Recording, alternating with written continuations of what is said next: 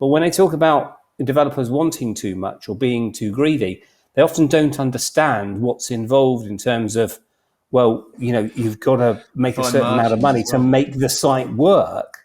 All they think of is, what house prices are going for. They don't think about, the build costs that are involved. Effectively, what you're advocating for is early engagement.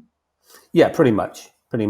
In a sense, know your enemy and perhaps know your friends as well. It's also a good opportunity to speak to the ward councillors very early as well, because one thing winds up the ward councillors is if they have the world and his wife breathing down their necks at the next constituency surgery complaining about your proposal, and they're thinking, well, I haven't got an answer for this because I don't know anything about it. So they get very frustrated, and then you're much more likely to get the ward councillor involved and objecting to it as well. However, if you can get in touch with the ward councillors and you've got it in writing, you've got it on record that you've approached them, you're happy to have a meeting with them on site to walk them through the proposals. If they don't take you up on that, then fine. You've learnt from that actually they're not all that interested. They're not all that bothered by it.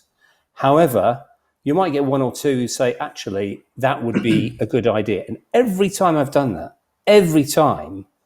not one ward councillor, even if they thought there could be improvements to the scheme, not one ward councillor has felt hostile towards us.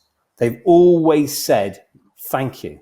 Thank you for letting us know that you want to do this. Thank you for coming to talk to us.